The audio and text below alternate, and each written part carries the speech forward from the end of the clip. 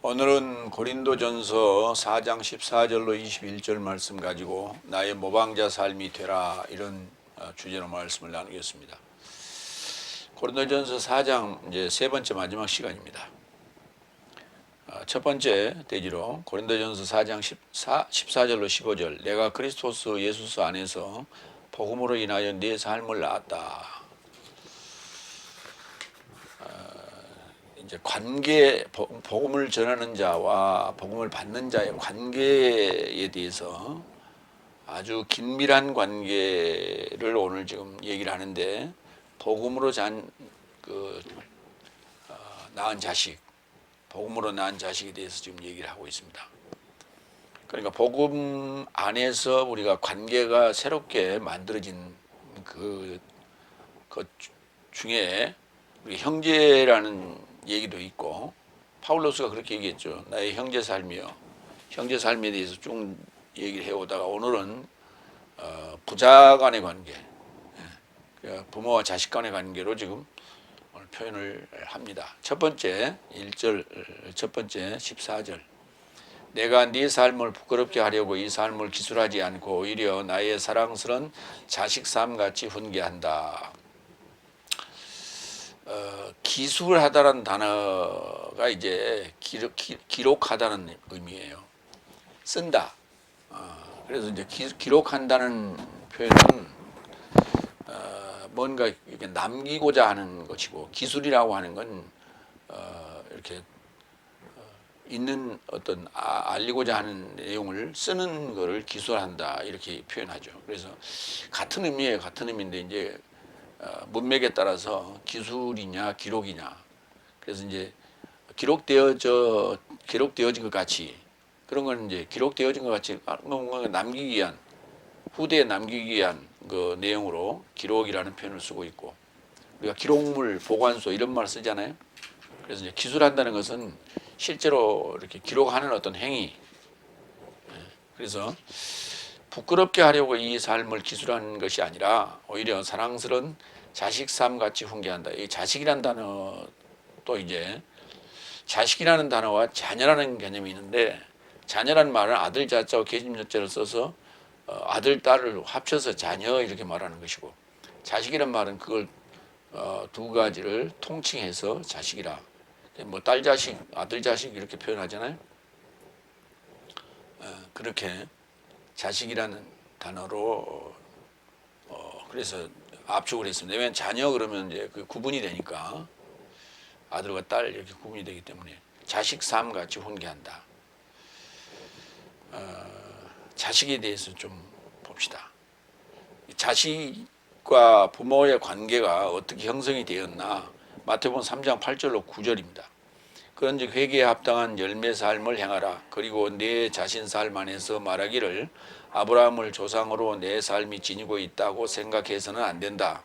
왜냐하면 하나님은 이 돌 삶에서 아브라함에게 자식 삶을 일으킴이 가능하다는 것을 나는 내 삶에게 말한다. 마태복음 3장에 세례 요한이 지금 그 회개에 합당한 열매를 행하라,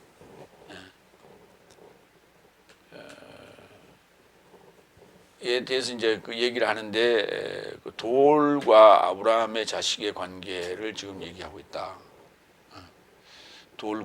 돌로 이 돌 삶에서 아브라함 자식 삶을 일으킨다. 그러니까 돌로 테크논, 이 자식을 만들 수 있다. 돌로 자식을 만들 수 있어요? 그 뭐 조각품밖에 더 되겠어요? 그러니까 그 돌이라는 개념이 뭐냐는 거예요. 리토스라고 하는데, 갈라디아 3장 29절도 연결을 좀 해봅시다. 네 삶이 그리스도스의 소유라면 어김없이 하나님의 아브라함의 후손이다. 연통을 좇는 상속자 삶이다. 굉장히 그 포괄적으로 여러 가지 설명했어요. 그리스도의 소유, 그 다음에 아브라함의 후손, 연통을 좇는 상속자 삶이다. 결국은 자식이라는 것은 뭐냐면 상속자예요. 그러니까 아비의 것을 받을 수 있는, 아비의 것을 받을 수 있는, 아비의 유산을 받을 수 있는, 아비의 기업을 받을 수 있는 자가 상속자라고 그러는데, 우리는 이제 상속한다 그러면은 동산 또는 부동산 재산에 대한 것을 주로 이제 상속의 내용으로 이렇게 되게 말들을 합니다. 그러나 성경에서 말하는 상속의 내용은 연통을 줬는 상속자의 삶이에요. 연통을 상속하는 거예요. 그 연통이라는 것은 뭐냐면 한 날서부터 그 다섯째 날까지의 내용을 다 내가 다 받는 거예요. 그러니까 한 날에서 다섯째 날까지의 그 내용들을 다 내 삶으로 받는 거예요. 그걸 연통, 에판겔리아, 연결된 소식이란 말이에요. 그렇게 됐을 때 우리가 아브라함의 후손이라고 말할 수 있어요. 그러니까 아브라함은 셋째 날에 등장하는데, 그러니까 한 날에서부터 내가 출발해갖고 아브라함의 노아 사건, 아브라함 사건, 모세 사건, 그다음에 예언자 사건들이 다 내 안으로 들어오는, 그게 이제 우리가 상속자 삶인데, 그게 우리가 아브라함의 자식이 됐다 이렇게 말할 수 있는 거예요. 그러니까 이 돌 삶에서 아브라함 자식을 일으킨다라고 하는 것이 결국은 갈라디아 3장 29절하고 연결되는 거예요. 근데 그 아브라함의 후손이라는 개념이, 자식이라는 개념이, 자식이라 할 때는 테크논이라 했고 후손이라 할 때는 씨라는 개념을 썼어요. 스페르마. 같은 말이에요, 사실은. 그런데 연통을, 거기에 이제 그 상속의 내용이 뭐냐? 연통이라고 하는 거예요. 에판겔리아. 마가복음 12장 10절로 11절 돌하고 연관시켜 봅시다. 건축자 삶이 거절했던 이 돌이 모퉁이의 머리에 이르고자 되었으니 이것은 주님 곁에서 되었으며 내 삶의 눈살 안에서 경이로운 것이다. 이 성경을 네 삶은 읽지도 않았느냐? 예수님께서 하신 말씀이죠. 건축자 삶이 거절하고 버린 그 돌이 모퉁이의 머릿돌이 됐다. 머릿돌이라는 게 굉장히 중요한 것이죠. 건축을 하는 데 있어서, 집을 짓는 데 있어서 가장 기초석을 우리가 머릿돌이라고 그러는데, 모퉁이의 머리에 이르게 되었다. 그 헬라어로는 돌을 리토스라고 하고요. 히브리어로는 돌을 에벤이라 합니다. 그럼 히브리어로 가겠습니다. 그러니까 마가복음 12장 10절로 11절은 시편 118편 22절로 23절을 인용한 거예요. 그러면 시편 118편 22절로 23절을 갑니다. 건축자의 버린 돌이 집 모퉁이 머릿돌이 되었나니 이는 여호와의 행하시는 것이요 우리 눈에 기이한 바로다. 이것을 이제 마가복음 12장 10절로 21절로 그렇게 인용을 한 거예요. 그때 버린 돌이라고 하는 에벤이란 단어, 이 에벤이란 말은 무슨 말이냐면 나는 아들이다. 나는 아들이다. 그래서 이제 한문으로 치면 아자 이렇게 되는 거예요. 나는 아들이다. 나는 아들이다. 그런데 그 나라고 하는 알레프가 이게 떨어져야 진정한 아들이 되는 거예요. 나는 아들이다라는 것을 돌이라는 것으로 이렇게 그러니까 생명이 아닌 그냥 생명체로서의 그 부지기수로, 해변가에 가면 부지기수로 널려 있는 그런 돌들, 뭐 산에 널려 있는 돌들, 그것들을 다 우리가 그냥 돌이라, 에벤이라 했고요. 거기에서 이제 알레비라고 하는 나라고 하는 것이 떨어지면 내 자아가 죽게 되면 하나님의 아들이 된다. 그래서 아브라함의 자식, 아브라함의 후손이 된다. 이렇게 우리가 이해를 해야 돼요. 그것이 이제 그렇게 됐을 때 우리가 산돌이라는 표현을 써요. 베드로전서 2장 4절 8절을 갑니다. 사람 삶에 의하여 거절되었으나 하나님 곁에서 택하신 바 된 보배로운 산돌을 향하여 접근하는 네 삶도 산돌 삶같이 영적인 집이요 그리스도스 예수스로 인하여 하나님에게 환영받을 영적인 제사를 드릴 거룩한 제사장으로 건축되어라. 이러므로 그가 성경 안에도 포함하였으니 보라 내가 택한 보배로운 모퉁이 돌을 시온에 두나니 저와 접촉하여 믿는 자는 결단코 수치를 당하지 않는다. 그런즉 모서리의 머리에 이르고자 했던 것 건축하는 삶이 거절한 돌을 믿는 내 삶에게는 보배이나 믿지 아니하는 삶에게는 걸림돌과 실족하는 반석이 되었으니 말씀에 불순종하는 삶은 걸려 넘어지게 그에 이르고자 저 삶이 배치되었다. 그러니까 그 돌이 에벤이 받아들이고 수용하면 아들이 되는 거예요. 근데 그게 이제 알렙이라고 하는 나라고 하는 자가 이제 없어지는 거고 제거하는 거예요. 그러니까 목숨을 버리면은 하나님의 아들이 되는 것이죠. 그래서 영적인 집이 되는데 그때 우리가 산돌이라는 표현을 쓰는 거예요. 그런데 그게 이제 우리가 이제 거룩한 제사장으로 건축이 됐다. 그런데 이 돌은 여러 가지 돌이 있어요. 모퉁이 돌은 이제 산돌로 바뀌는 것이고, 그 다음에 거절한 돌이 이제 모퉁이 돌로 바뀐 거고, 그 다음에 걸림돌도 있어요. 믿지 아니한 자들은 걸림돌이 되는 거예요. 믿지 아니한 자들은 걸림돌이 되는 게 예수님이 걸림돌이고 내 자신도 사실은 걸림돌이에요. 그게. 그래서 거절한 돌은 그 리토스란 단어를 수식하는 앞에 도키마산 그랬어요. 도키마산. 그다음에 모퉁이 돌은 아크로고니아 이온, 리토스 아크로고니아 이온. 그다음에 걸림돌은 리토스 프로스 콤마토스 이렇게 있어요.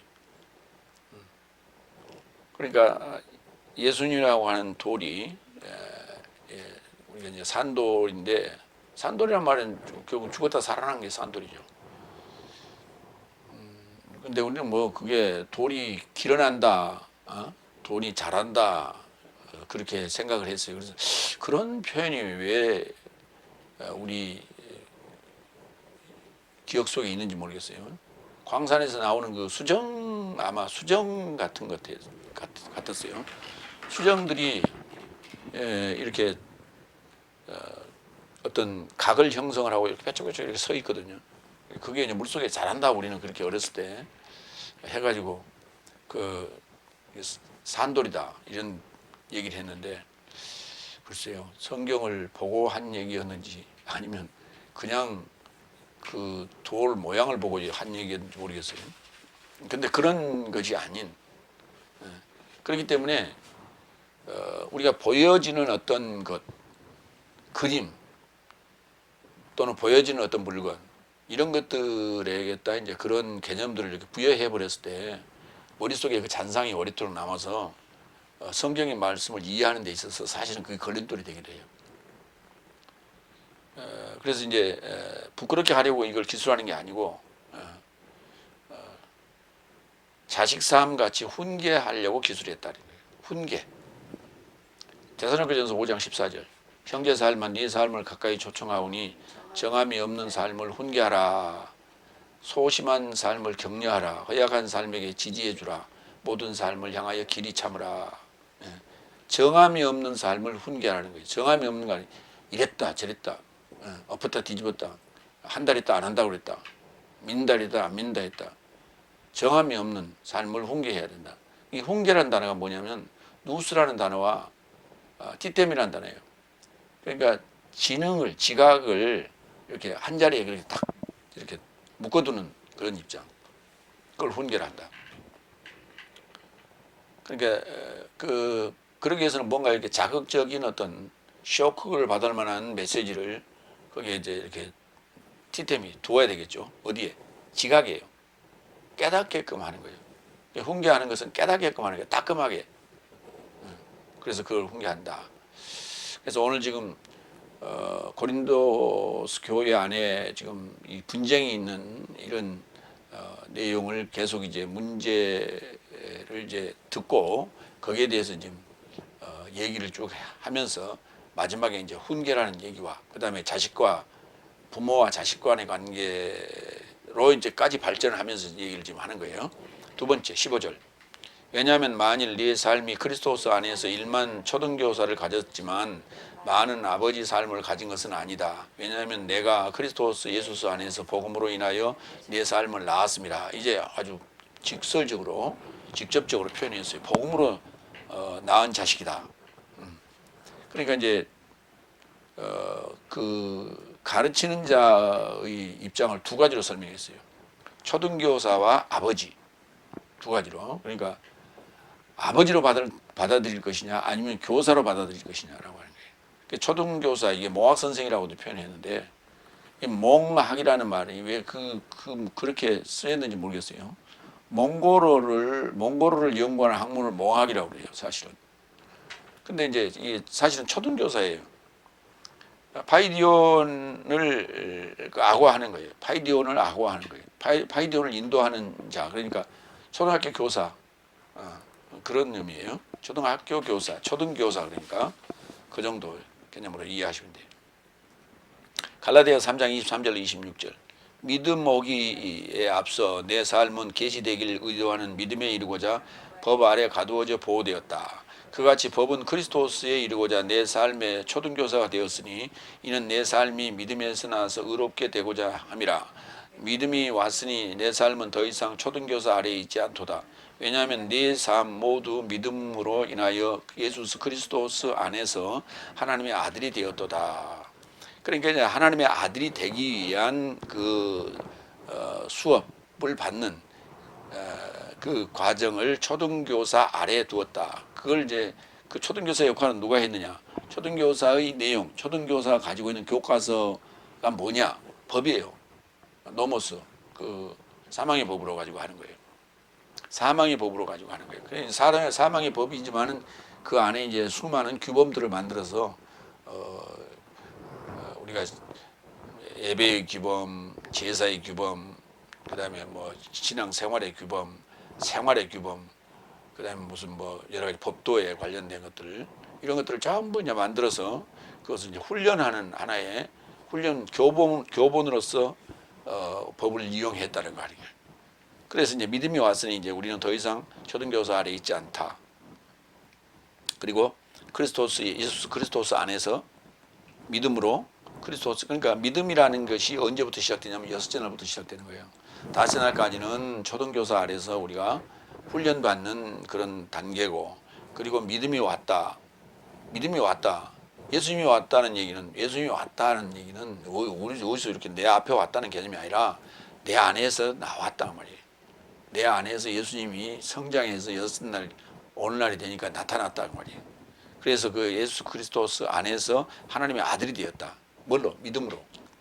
그러니까 우리가 이제 믿음으로라는 이 단어만 똑 잘라가지고 보면 교회 딱 나와서 갑자기 그냥 믿게 됐다. 예수를 믿게 됐다. 그전에는 믿지 않았네. 믿게 됐다. 그렇게 됨으로써 나는 이제 하나님의 아들이 되었다. 이렇게 우리가 이제 그 현상적으로 단정적으로 얘기를 하는데 그건 아니에요.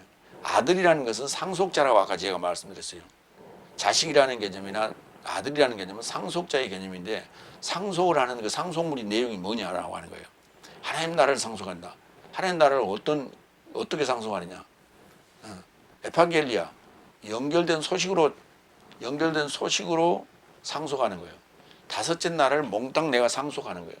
그게 6째 날이에요. 쉽게 설명하면 예수 믿으라는 얘기는 6째 날 지금 얘기예요. 6째 날 예수님이 오셨으니까 그걸 전제를 하고 지금 얘기를 하는데, 그러면 예수를 믿는다라고 하는 것은 뭐냐면 5째 날의 모든 나오는 내용을, 구약 전체를 내가 다 내 것으로 받아들이는 거예요. 그리고 그러면 그건 뭐냐면 나는 죽을 수밖에 없는 존재다는 거예요. 그래서 예수님이 나를 새 교훈으로 말미암아 나를 7째 날로 넘겨가는 하나의 그 교랑 역할을 하는 거예요. 그래서 그 예수님의 말씀이 내가 합당하면 믿는 거예요. 그것이 살겠다라고 하는 거예요. 죽겠구나라고 하는 이 상황에서 나의 구세주가 되는 거예요. 그 전에 그게 죽을 건지 말 건지도 모르고 있다가 교회 나와가지고 예수님을 강 믿었는데 내가 하나님의 갑자기 아들이 돼버렸다. 말이 안 되는 얘기예요. 논리상 안 맞는 거예요. 교회를 나와서 말씀을 읽어보니까 내가 죄인이네. 그런데 예수님이 나를 위해서 죽으셨다. 그리고 부활하셨다. 그래서 그 사실을 내가 믿겠다. 그러면 그게 믿는다는 개념이 뭐냐? 예수님이 오시기 전까지의 상황, 그게 있어야만이, 나의 것이어야만이 예수님이 필요한 거예요. 그러면 구약의 역사가 있어야만이 예수님이 탄생하게 되는 거예요. 그럼 구약의 역사가 전혀 없는 나와 상관이 없는데 예수님이 갑자기 나하고 관계를 맺는다는 거 말이 안 되는 거예요. 예수님은 구약이라는 전제 하에 예수님이 탄생하는 거예요. 그럼 구약이라는 전제가 내 삶이 돼야 돼. 그래야 예수님이 필요한 거예요. 그래서 예수님을 만나서 예수님의 새 교훈을 내가 받는 거예요. 나랑 같이 죽자. 그러면 네가 살 수 있다. 예, 그렇게 하겠습니다. 아멘이에요. 그게 믿음이에요. 그래서 같이 죽고 같이 사는 거예요. 그게 갈라디아 2장 19절로 20절 얘기예요. 법으로 인하여 법으로 내가 죽고 하나님으로 사는 거예요. 굉장히 중요한 얘기예요. 이 핵심적인 내용을 지금 다 이상하게 번역해 놔가지고 그거를 놓치고 있는 거예요.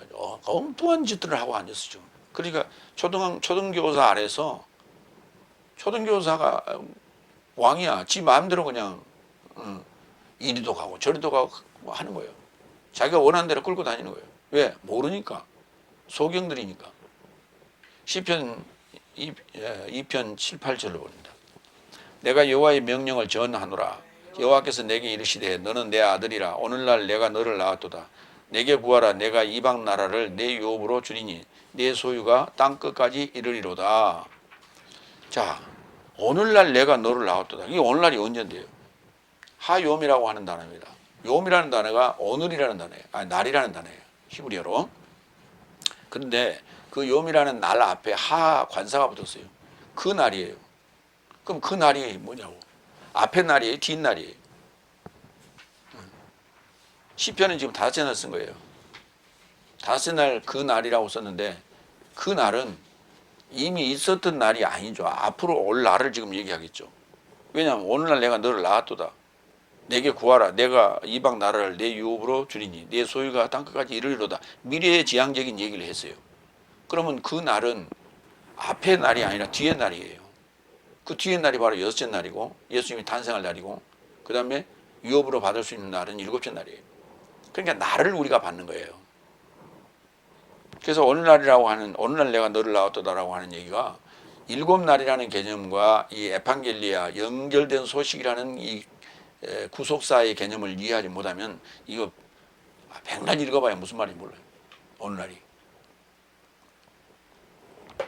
사도행전 13장 32절로 33절. 내 삶도 아버지 삶을 향하여 발생한 연통을 네 삶에게 복음 전파한다. 바로 연통을 복음 전파하는 거예요. 우리가 복음 전파의 내용이 연통이에요.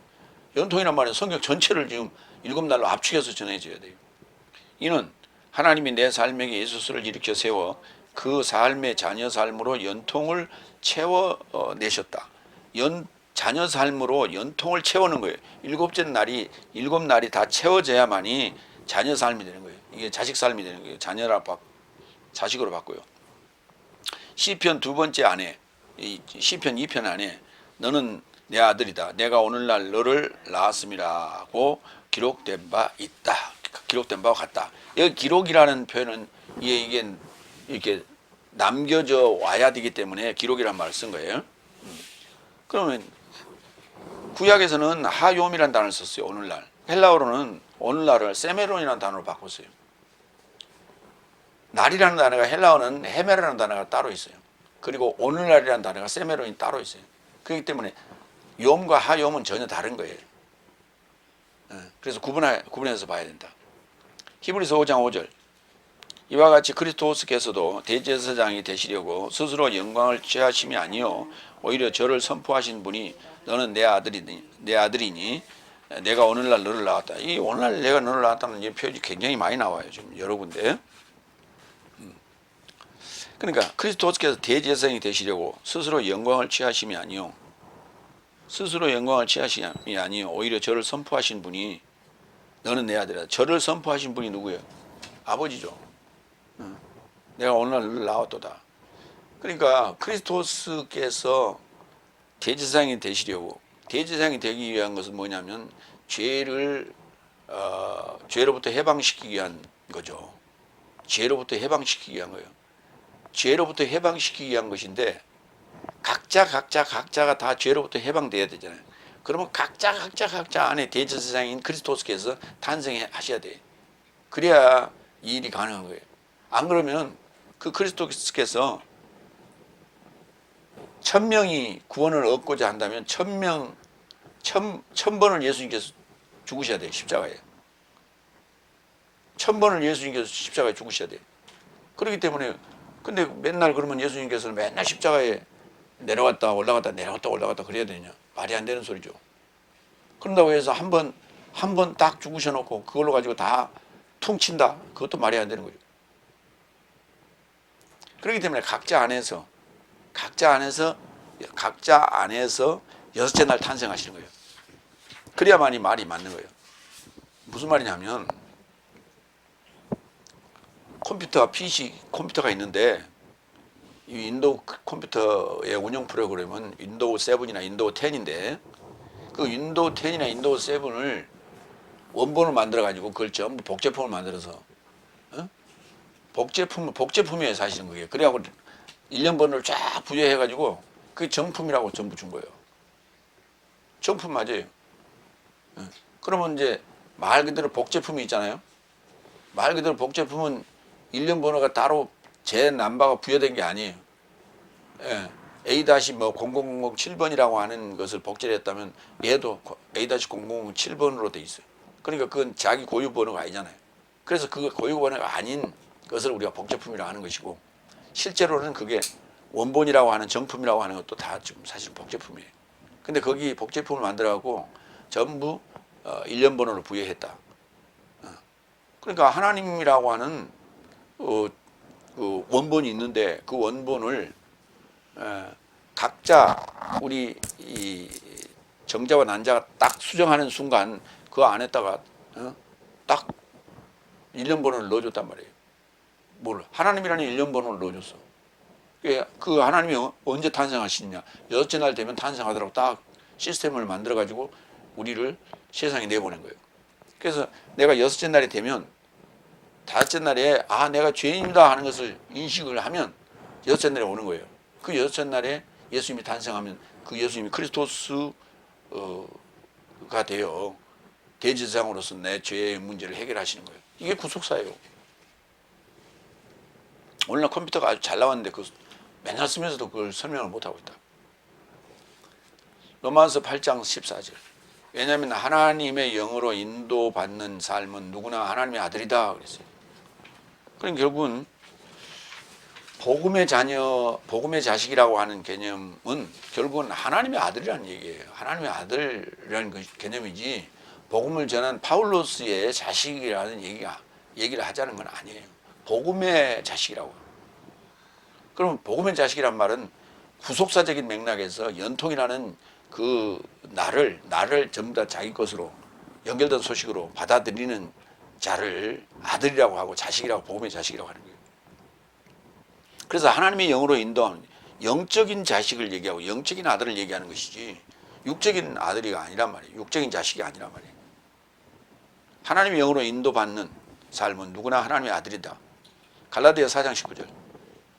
이제 여기서 직접적으로 이제 파울로스가 그 표현을 하는 거예요. 나의 자식 삶아. 또다시 나는 네 삶 안에 그리스도스의 형상화되기까지 해산 고통을 한다.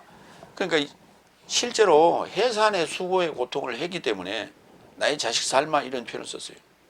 근데 그 해산한다는 것이 나 가지고 키우는 개념이 아니라 그리스도스의 형상화되기까지 완료 하나님이라고 하는 그리스도스가 형상화되기까지 해산 고통을 한다. 그러니까 우리가 이제 처음 애를 낳았을 때는요, 이게 물속에 있다 나왔거든요. 어머니의 태 안에 그 물속에 있었어요. 물속에 있다 나왔기 때문에 이게 팅팅 불어가지고 눈탱 볼때기도 이렇게 불뚝불뚝하고 아주 형태는 있긴 있는데 그게 이렇게 예쁘질 않아요. 들어갈 때 들어가고 나올 때 나오고 이렇게 해야 되는데 그렇지 않아요. 그 상태에서 점점 시간이 가면서 눈도 뜨게 되고 이목구비가 또렷해지고 하면서 점점점 변하고 저기 보면 저 민서 얼굴이 좀 저 백일 사진에 보면 뭐 볼테기 이만하고 이렇게 이상하지. 근데 점점 시간이 가면서 눈도 또렷해지고 얼굴 윤곽도 예쁘게 이렇게 동그랗게 되고 이렇게 되는 거예요. 그러한 그 과정들을 형상화된다 이렇게 했어요. 그리스도스의 형상화된다. 하나님의 완료 하나님의 형상화된다. 그러니까 그리스도스라고 하는 그 인자가 내 안에 지금 존재하고 있기 때문에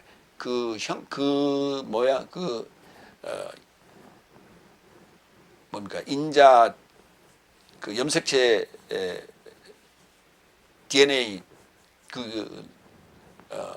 가 가지고 있는 그 형상으로 형상화되어 간다. 그러니까 결국은 우리가 말씀으로 교육하고 그리스도화해 간다, 형상화해 간다는 얘기가 들어오는 말씀으로 우리가 된 것 같지만 사실은 내 안에 있는 거예요. 그것을 깨우쳐 주는 거예요. 디모데전서 1장 1절로 2절. 내 삶의 소망 그리스도스 예수 주와 하나님과 내 삶의 구주 하나님의 명령을 따라 그리스도스 예수의 사도 바울로서는 믿음 안에서 진짜 자식 티모테오스에게 내 삶의 주 예수 그리스도스와 아버지 하나님으로부터 은혜와 긍휼과 평화라 그랬어요.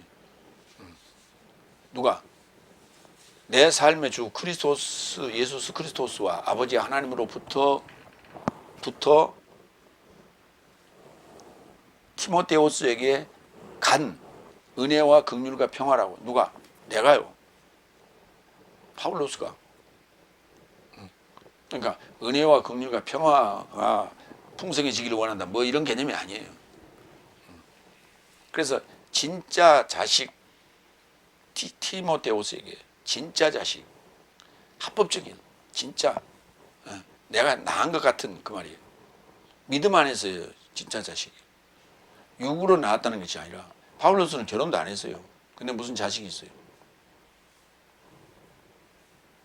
근데 크리스토스를 나의 신랑으로 맞이했기 때문에 자식을 낳았다 이런 표현을 쓰는 거예요.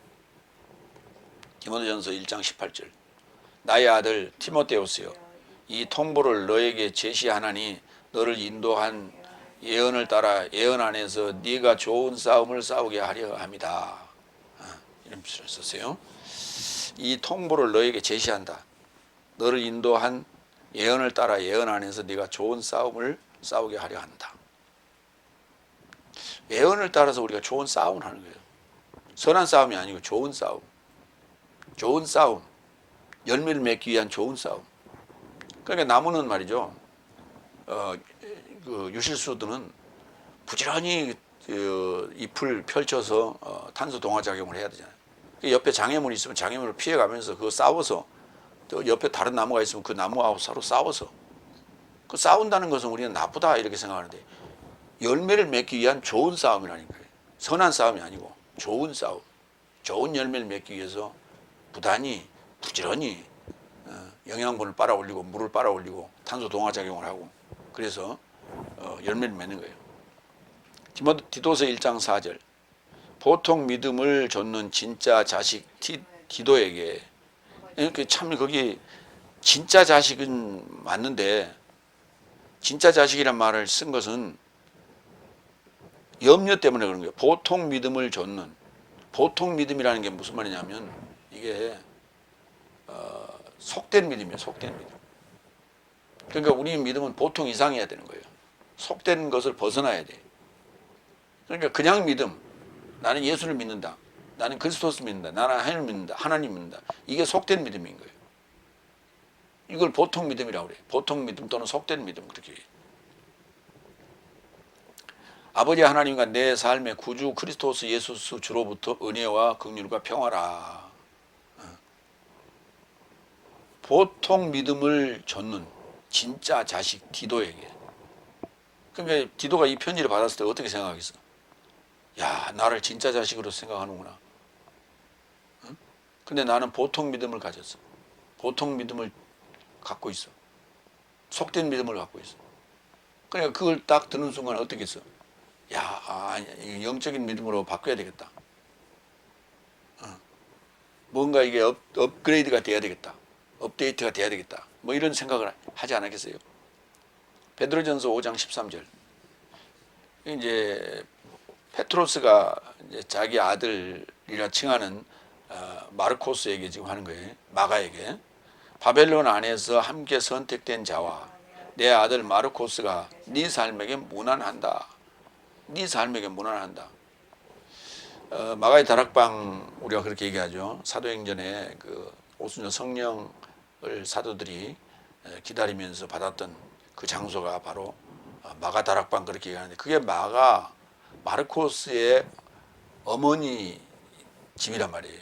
그래서 그 마가 다락방이라고 우리가 부르는데 그 마르코스를 파울로스에게 이렇게 딸려 보내서 얘 좀 교육을 시키세요 해서 보낸 거 아니에요. 그러니까 그 전부터 마르코스와 무슨 아주 깊은 그 집과 인연이 있는 그런 집이다 이렇게 볼 수가 있고 그래서 파울로스의 제자로 보냈어요 마가. 근데 파울로스에게 아주 진지한 교육을 받지 못했어요. 중간에 그 전도 여행길에서 갈라서는 이런 일이 생겼죠. 그런데 마지막에 디모데에게 로마 옥으로 오라 할 때 그때 마르코스를 데려오라고 그러잖아요. 마르코스를 데려와서 마지막 이 마가복음을 기록하는 데 있어서 결정적인 어떤 내용을 전수해 주게 되는 것이죠. 그래서 그걸 받아서 마가복음을 기록했기 때문에 마가복음이 그래서 가장 단조롭고 짧은 거예요. 그게. 근데 뭐 그걸 짧고 투박하고 하기 때문에 그것이 원복음이라 이런 엉터리 같은 상상력을 발휘해 가지고 그걸 신학이라고 발표를 해 가지고 전 세계를 혼란의 도가니로 지금 빠뜨려 놨어요. 무식하기 이를 데가 없는 거예요. 어떻게 그런 생각을 했는지 모르겠어요. 마르코스는 파울로스의 제자 중에 애제자가 아니라니까. 밖의 제자예요. 근데 어쩔 수 없이 형님 그 페트로스의 부탁 때문에 외면할 수가 없었던 거예요. 그래서 마지막까지 페트로스의 그 부탁을 충실하게 이행해 준 거예요. 옥에서까지. 그런 제자가 마르코스예요. 근데 그걸 이제 페트로스가 베드로전서를 쓰면서 그 소아시아 북부 지역에 이 편지를 보내면서 바벨론 안에서 함께 선택된 자와 내 아들 마르코스가 네 삶에게 무난한다. 그러니 잘 영접해라. 이런 표현을 이제 보낸 거죠. 그래서 그 복음의 아들이라는 표현을 쓸 때 파울로스가 많이 썼고요. 그러니까 파울로스는 사실 디모데한테 이렇게 표현했고 디도한테도 이렇게 표현했고 그 다음에 이제 고린도 교인들한테도 그렇게 표현을 했고요. 근데 이제 페트로스는 마르코스한테만 지금 이렇게 썼어요. 그래서 이것도 아마 파울로스의 영향을 받았을 것이다. 뭐 이렇게 제가 이제 짐작을 합니다. 두 번째로 갑니다. 고린도전서 4장 16절로 17절. 네 삶은 나의 모방자 삶이 되라. 오늘 이제 설교 제목이죠. 세 번째, 그런즉 내가 네 삶을 곁에 초청하오니 네 삶은 나의 모방자 삶이 되어라. 위로하오니 또는 권면하오니 이 파라칼레오를 그렇게 번역했는데 권면한다기보다는 위로한다는 단어예요. 그러니까 곁에 초청하는 것이 위로예요. 우리가 반가운 사람 만날 때는 만나서 포옹을 하잖아요. 곁에 초청하는 거예요. 가까이. 우리가 같이 이렇게 앉아서 뭐 식사를 할 때도 옆에 와, 이리 와, 옆에. 옆에 간다는 게 어때요? 굉장히 뭐 좌석의 그 위치, 배치에 그 옆에 가까이 있다는 게 굉장히 중요한 거예요, 그게.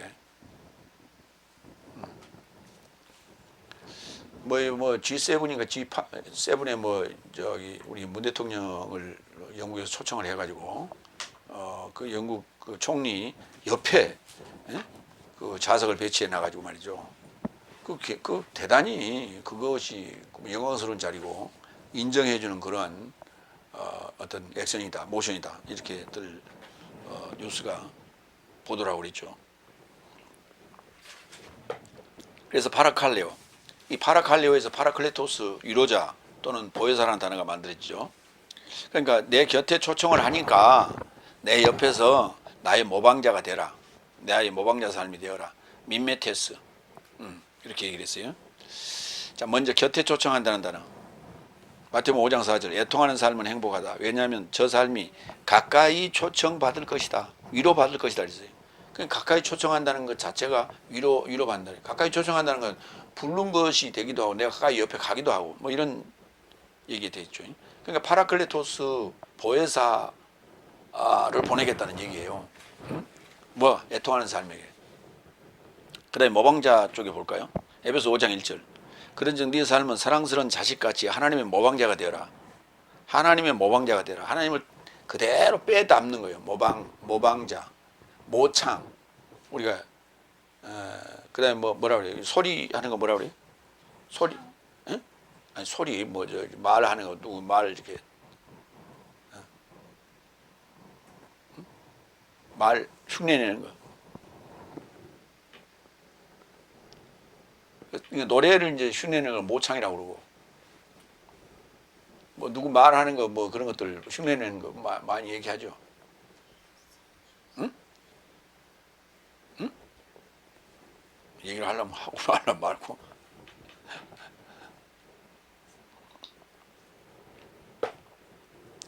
데살로니가전서 2장 14절. 형제 삶과 네 삶이 예수 그리스도 안에서 유대 안에 있는 하나님의 교회의 삶의 추종자가 되었으니, 이게 이제 모방자라고 하는 개념보다는 추종자가 훨씬 더 적극적이죠. 아니면 이제 그 뭔가를 이렇게 따라서 이렇게 배우는 거예요. 그대로 따라서 그대로 배우는 거예요. 그걸 추종자 그렇게 얘기하죠. 추종자, 모방자 같은 말이에요. 민메테스. 내 삶도 자기 동족에 의해 고난받음 같이 저 삶도 유대 삶에게 고난받았으니.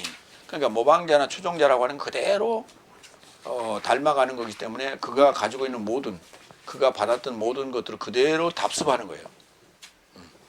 그러니까 좋은 것도 답습이 되지만 고난도 답습을 한다는 거예요. 그게. 그러니까 나의 모방자가 되라는 얘기는 좋은 것만이 아니라 내가 겪었던 나쁜 것도, 고난도, 환난도 다 당해봐라 이 말이에요. 네 번째 17절. 이것을 인하여 디모데오스를 내 삶에게 보냈다. 그는 주 안에서 사랑스럽고 믿음직한 내 자식이다. 그가 내 삶을, 그리스도 안에 있는 나의 방법 삶을 내가 도처 모든 교회 안에서 가르치는 것 같이 기억나게 할 것이다. 그러니까 디모데오스를 보냈는데, 디모데오스가 내가 했던 것 같이 똑같이 가르치는 것 같이 모든 나의 방법 삶, 그러니까 모방자가 되려면 나의 방법, 나의 길, 나의 방법 삶을 알아야 되겠죠. 그 나의 방법 삶을 내가 이미 너희들에게 가르쳤는데 그것을 다시 반복해서 답습할 수 있도록, 복습할 수 있도록 그렇게 기억나게 할 것이다. 그렇게 표현했어요. 그때 그 방법 삶이라고 하는 게 뭐냐면 이게 길입니다. 호도스라고 하는 거예요. 방법, 길. 길을 하면 우리가 신장로 로드의 개념이 아니란 말이에요. 웨이예요, 웨이. 마이 웨이. 그러니까 나의 방법 삶, 그러니까 파울로스가 살았던 방법 삶인데 그게 크리스토스 안에 있는 나의 방법 삶이에요. 그러니까 크리스토스 안에 있는 파울로스의 방법 삶이 있고 크리스토스 안에 있는 페트로스의 방법 삶이 있어요. 조금씩 다르죠. 조금씩 달라. 그러나 목적은 같아요. 그러나 살아가는 방법, 복음을 전하는 방법, 가르치는 방법은 조금씩 달라. 그러니까 나의 모방자가 되라는 거예요. 내가 한 대로 그대로 해라는 거예요. 내가 가르치는 것도 그대로 하고, 그 다음에 그 고난 받는 것도 그대로 하고, 복음 전하는 것도 그대로 하고, 내가 했던 그대로 하라는 거예요. 근데 그게 사실은 너무 힘들고 어려운 지금 주문입니다. 그래서 초대교회가 그걸 그대로 답습해서 오늘날까지 전해왔다면 전 세계 기독교가 이렇게 변질되지는 않았을 거예요. 그런데 그 굉장히 힘든 주문입니다. 굉장히 힘든 주문이에요. 왜냐하면 예수님 같이 살아라 그러면 예수님은 3년 반 동안 살았기 때문에 그나마 그 좀 나을 수 있어요. 근데 파울로스처럼 살아라는, 파울로스도 사실 길게 산 건 아닙니다만 너무 사연이 많아요, 파울로스는. 그래서 그렇게 산다는 거가 신앙인들에게 있어서 너무 힘든 여정이기 때문에 사실은 나머지 고난이나 고통 속은 싹 털어버리고 그 기사와 이적, 그다음에 복음을 전하면서 가르쳤던 어떤 그런 개념들만 싹 뽑아서 그것만 하다 보니까 이렇게 변질됐다, 이렇게 말할 수 있어요. 방법, 호도스, 길이라고도 하는데요. 마태복음 7장 13절로 14절. 좁은 문으로 인하여 들어가라. 이는 멸망에 이르고자 인도하는 문은 넓고 길은 광활하여 그것으로 인하여 들어가는 삶이 많다.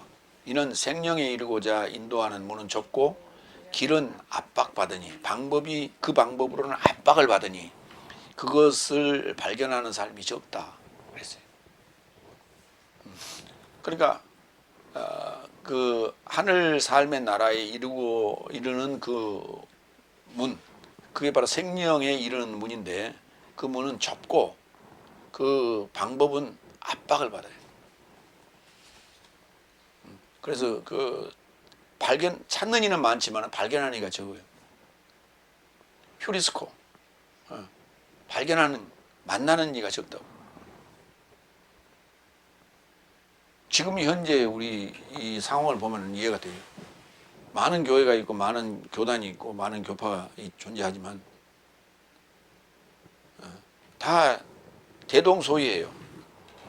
그래서 이 좁고 협착한 요 방법을 발견하지 못해. 찾고는 있어. 그러나 자기 스타일이 안 맞다고 다 배척해. 그러니까 바울로스가 전파했던, 교육했던 그 내용을 그대로 수용한다는 건 굉장히 어려운 얘기였어요. 히브리서의 10장 20절. 그는 휘장으로 인하여 살해되고 살아난 길을 내 삶에게 새롭게 열었나니 이것은 저의 육체로 인한 것이다. 그러니까 휘장이 찢어졌죠. 살해됐다고 그랬어요. 휘장으로 인하여 살해되고 살아난 방법. 이게 부활이에요. 그걸 내 삶에게 새롭게 열었다고. 그 방법을 새롭게 나한테 제시했다고. 열어줬다고. 알려줬다고. 이게 바로 그 저의 육체로 인한 것이다. 예수님의 육체로 인한 것이다. 이런 표현을 썼어요. 그러니까 예수님 뭐라고 그랬어요? 요한복음 14장 6절에서 예수께서 그에게 말씀하신다. 내가 곧 방법이요, 호도스, 진리요, 생명이니 나로 인하지 않으면 아무도 아버지를 향하여 오지 못한다. 우리가 아버지를 향해 가는 거예요. 아버지를 향해 가는 거예요. 예? 그래서 하나님을 만났다는 것은 하나님의 형상, 그리스도스의 형상화가 돼서 완료 하나님이 돼가지고 하나님 앞에 가는 거예요. 그러니까 거기 가면요, 모양새로 따질란지 아니면 내적 형상으로 따지겠죠. 그래서 딱 들어가면 그게 모니터에 나타나겠죠. 이쪽에는 하나님의 실제 원본 하나님, 그 다음에 싹 들어가면 둘이 딱 대조해 보면은 통과, 그 다음에 탈락, 통과, 탈락 이렇게 하겠죠. 근데 사실 거기까지 갈 여력이 안 돼요. 가기 전에 이미 걸러 나오고 그러죠. 어디서 걸러져요? 요 좁은 문에서 다 걸러져요. 마가복음 11장 21절. 기억나게 할 것이다 그랬죠. 이 기억이라는 단어를 좀 볼까요? 우리가 생각난다라고 하는 것과 기억난다라고 하는 건 좀 달라요. 생각이라고 하는 것은 뭔가 좀 옅은 부분이고요. 뭔가 떠올라서 아하 이렇게 연결됐으면 좋겠다. 그러니까 생각난다는 것은 아이디어적 개념. 무엇을 했으면 좋겠다. 이런 거예요. 이런 것들이 우리가 생각이라는 표현을, 생각났다 이렇게 얘기할 수 있고, 기억났다는 것은 넣어놨던 걸 끄집어내는 거예요. 들었던 것을 다시 기억하는 거예요. 근데 우리는 이게 왜 그걸 생각을 못했지? 가 아니에요. 왜 그걸 기억을 못했지가 맞는 거예요. 근데 생각이라는 단어로 많이 쓰고 있어요. 기억이라는 단어 잘 안 써요. 어쩔 때만 기억을 쓰냐 하면 그 기억이 잘 안 나는데요. 그래야 말이 맞는데 또 생각이 잘 안 나는데요. 그러니까 기억이라는 것과 생각이라는 단어를 거의 혼용해서 쓰고 있어요. 근데 생각과 기억은 좀 다른 거예요. 마가복음 11장 21절 그러자 페트로스가 기억이 떠올라 그에게 말하되 라삐어 보세요. 주님이 저주하신 무화과 나무가 말라졌나이다. 아침에 들어갈 때 저주했거든. 올라갈 때. 성전으로 들어가시다가 시장하여 무화과 나무를 보았더니 열매가 없어서 그 저주를 했단 말이에요. 그게 그 기억이 떠올라서 나 내려올 때 성전에서 내려오다 보니까 그게 말랐거든. 그래 아까 이 나무를 저주하셨지. 이게 기억난 거예요. 생각난 게 아니고 마가복음 14장 72절 그러자 두 번째 나온 닭이 울었다. 그러자 페트로스는 닭이 두 번 울기 전에 내가 나를 세 번 부인하리라고 예수께서 자기에게 언급하신 것이 기억났어요. 땅을 치고 울었다고요. 통곡했어요. 기억났다고요. 생각난 게 아니고.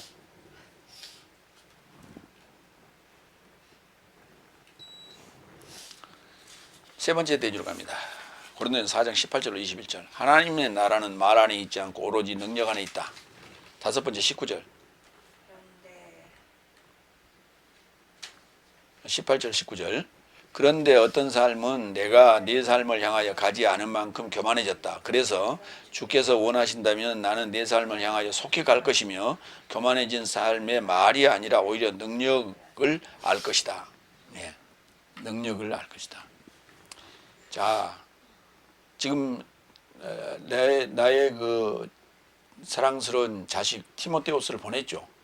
티모테우스를 보냈는데도 지금 못 믿어서 지금 이런 얘기를 하는 거예요. 하나님께서 허락하시면 내가 속히 갈 것이다. 근데 문제는 교만해진 자의 말이 아니라 능력이다. 그랬어요. 능력이 교만해진 자의 말. 그러니까 그 교만해졌다는 게 뭐냐면 말로 지금 그 성도들을 교인들을 현혹해가지고 이 파당을 만들었단 말이에요. 그게 결국은 교만의 행위라는 거예요. 왜? 공동 통치가 아닌 자기 편을 만들어서 찢어발려서 뭔가 어떤 자기 이득을 얻고자 하는 것이죠. 고린도전서 13장 4절로 8절 사랑은 오래 참고 사랑은 친절하며 시기하지 않고 사랑은 허풍 떨지 않고 교만해지지 않으며 무리하지 않고 자기 삶을 찾지 않고 대립하지 않고 악을 인정하지 않고 불의에 기뻐하지 않고 진리와 함께 기뻐한다 그랬어요. 거기에 교만해지지 않고 그랬어요. 사랑이 없는 거예요. 그러니까 교만해졌다는 것은. 원인은 그겁니다. 여섯 번째 20절 왜냐하면 하나님의 나라는 말 안에 있지 않고 오로지 능력 안에 있습니다. 그랬죠. 능력, 디나미스. 하나님의 나라는 무슨 능력이 뭐냐? 능력이 뭐냐 그랬더니 저 사람 능력 있네. 세상에서 능력 있는 건 뭐예요? 권력이 있거나 돈이 있거나 아니면 머리가 있거나 아이디어가 있거나 이런 거예요. 그래서 사업을 잘하거나 아니면 정치를 잘하거나 아니면 뭐 교육을 잘하거나 뭐 이런 게 능력 있다 이렇게 일반적으로 얘기하죠. 그걸 우리가 보통의 능력이라고 그래요. 속된 능력이란 말이에요. 근데 하나님의 나라의 능력은 그런 능력이 아니에요. 그냥 하나님 나라의 능력은 그러니까 뭐냐 그랬더니 교회를 잘 다스리는 거 아니면 뭐 기사와 이적을 행하는 거 이렇게 착각들을 해요. 고린도전서 1장 18절 그러니까 그게 교만해진 말로 자기 말로 하는 그 마귀의 말이란 말이에요. 그 세상 것을 살짝 돌려가지고 교회 용어로 이걸 이렇게 더 씌워서 커버해 시켜서 포장해가지고 그렇게 말하는 거예요. 그러니까 그럴듯해 보이거든요. 이게 교만한 자의 말이에요. 그러니까 성경이 있는 근거를 제시해라는 거예요. 하나님 나라는 능력 안에 있다. 그 하나님의 능력이 뭐냐? 고린도전서 1장 18절이에요.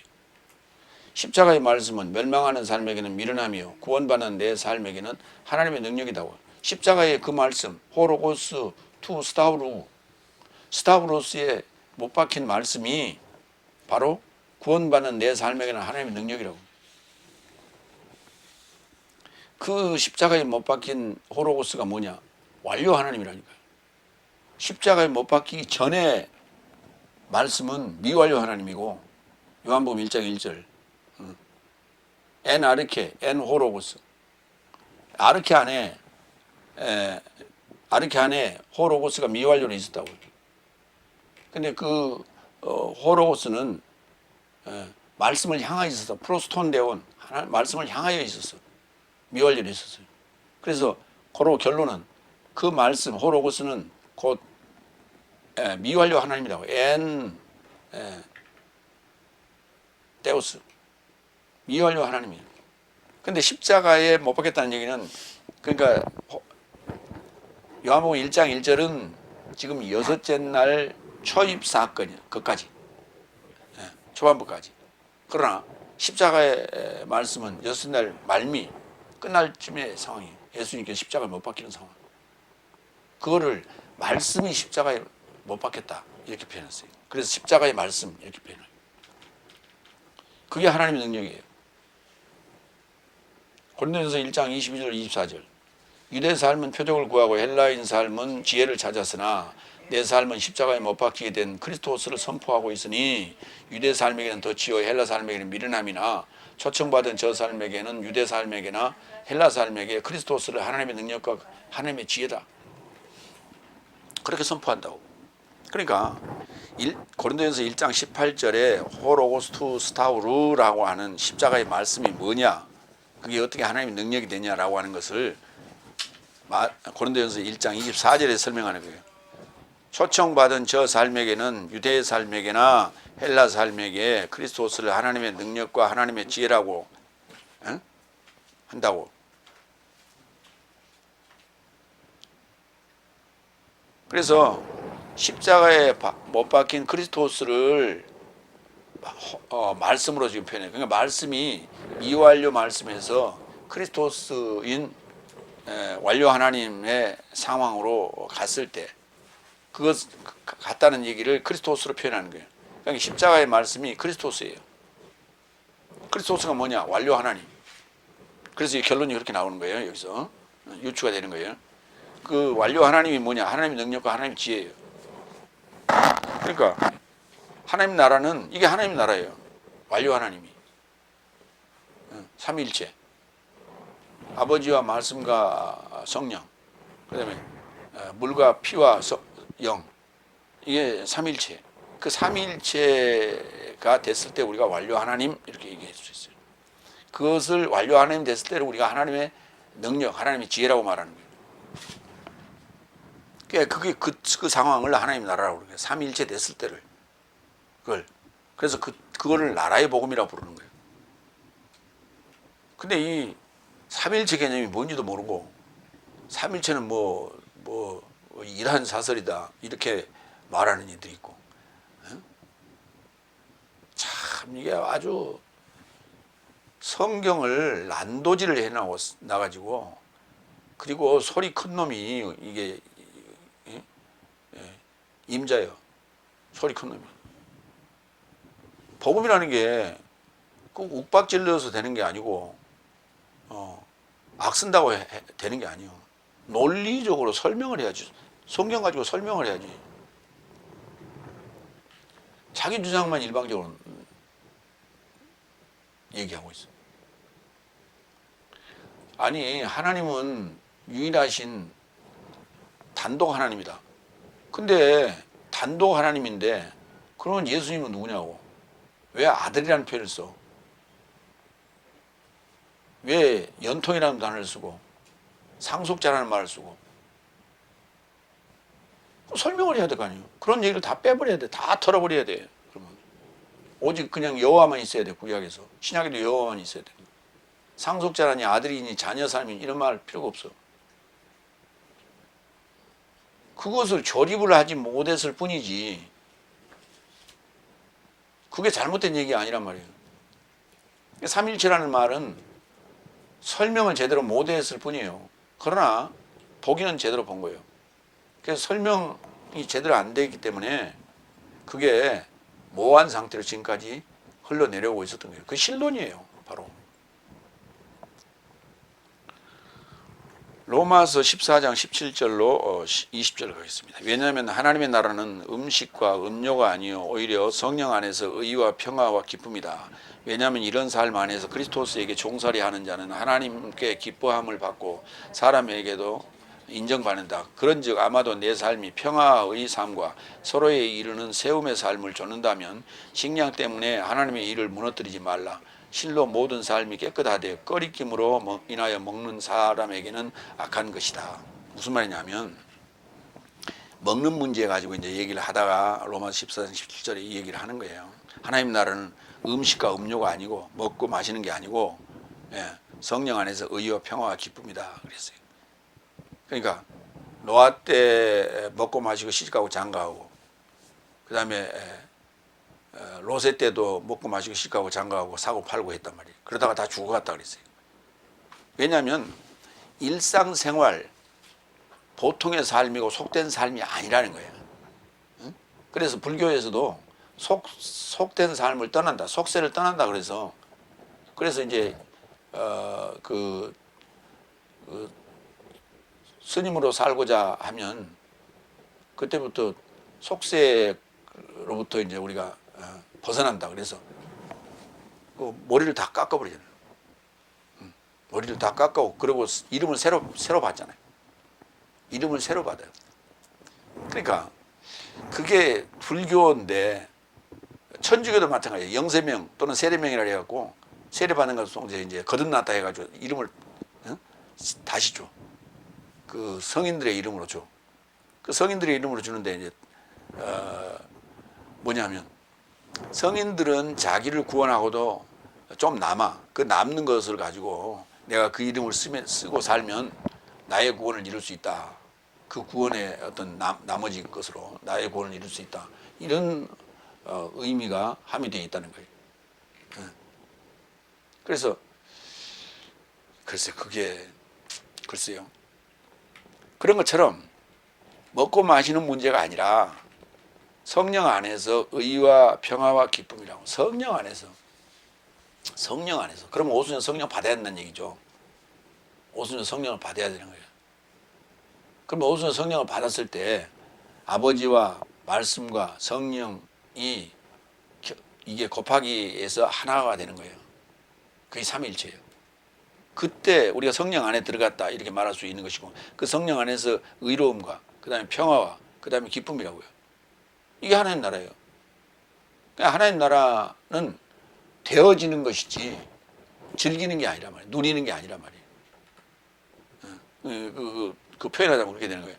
그러니까 음식과 음료라는 것은 누리는 거예요. 하나님 나라는 풍요를 누리는 것이 아니라 하나님 나라는 되어지는 것이다. 그래서 하나님 나라를 논하기에 앞서 전제돼야 되는 게 나라의 복음인 거예요. 나라의 복음. 나라 얘기하고 있는 거예요. 성경은 지금. 하나님의 나라, 하늘 삶의 나라, 바실레이아에 대한 얘기를 하는 거예요. 그 바실레이아가 되려면 삼위일체가 돼야 돼요. 삼요소가 결집이 돼야 돼요. 그랬을 때 완료 하나님이라는 표현을 쓰게 되는 것이고. 그래서 먹는 문제 가지고 우리가 하나님의 일을 무너뜨리지 말자. 먹는 문제 가지고. 그래서 이 생활 전선에 뛰어드는 것이 하나님의 일을 방해해서는 안 된다. 어떠한 경우도 그거는 분리해서 우리가 생각해야 된다. 먹고 살기 위해서는 그건 필요 불가결한 것이기 때문에 생필품이라고 그러죠. 필요 불가결한 것이기 때문에 목숨을 유지하기 위해서는 돈이 필요해요. 그래서 일해야 돼. 근데 그것 때문에 신앙을 포기해서는 안 된다. 하나님의 일을 무너뜨려서는 안 된다. 7번째. 그래서 그게 바로 능력 안에 있다. 성령을 받으면은 우리가 의와 평화와 기쁨을 누릴 수가 있는 것이죠. 내 삶은 무엇을 원하느냐? 이제 최종적으로 얘기합니다. 내가 회초리 안에서 내 삶을 향해 갈까? 온유한 영으로 사랑 안에서 갈까? 회초리 들고 갈까? 아니면 사랑으로 갈까? 그렇게 써야 맞죠. 우리말로 쓰면. 근데 우리가 잘 봐야 돼요. 회초리 안에서 갈까? 그랬어요. 회초리 안에서 갈까? 그러면 내가 뭐가 되냐? 내가 간다는 것은 내가 뭐가 되는 거야? 하나님의 회초리가 된다는 얘기예요. 내가 하나님의 회초리가 된다는 거예요. 그래서 하나님의 회초리 안에서 갈까? 도끼가 나무 뿌리에 놓였다. 도끼가 그러니까 내가 하나님의 도끼 역할을 하는 거예요. 그래서 회초리 안에서 갈까? 아니면 사랑 안에서 갈까? 그랬어요. 온유한 영으로. 뭘로 가야 되겠어요? 온유한 영으로. 그러니까 회초리 안에서 가면 그냥 죽는 거예요. 가서 그냥 종아리 몇 대 때리고자 하는 얘기가 아니에요. 그냥 심판이에요. 그러니까 내 말 한마디가 지금 하나님 말을 대언하는 거예요. 그러니까 내가 가서 저주를 하면 저주가 그대로 임하는 거예요. 그러니까 심정은 그러고 싶죠. 심정은 지금 그러고 싶어요. 그러나 그래서 이 말을 쓴 거예요. 내가 회초리 안에서 갈까? 아니면은 온유한 영으로 사랑 안에서 갈까? 그러니까 이 후자를 선택하라는 거예요. 후자를 선택하면 내가 안 가도 되죠. 사실은. 그래서 이게 이제 그 부모 자식 간에 할 수 있는 그 지금 훈계예요. 훈계. 온유한 삶은 행복하다. 마태복음 5장 5절. 왜냐하면 저 삶이 땅을 상속할 것이기 때문에. 회초리 가지고 가면 그냥 그건 땅을 상속 안 하겠다는 거예요. 그냥 버리겠다는 개념이라는 얘기예요. 갈라디아서 6장 1절.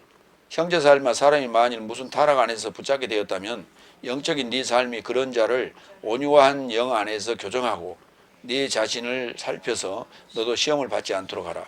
영적인 네 삶이 그런 자를 온유한 영 안에서 교정하라 그랬어요. 뭐 했다면 형제 삶이 타락했다면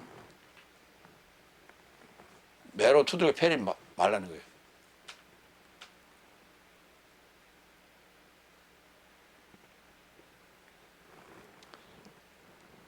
영적인 네 삶이 그런 자를 온유한 영 안에서 교정하라.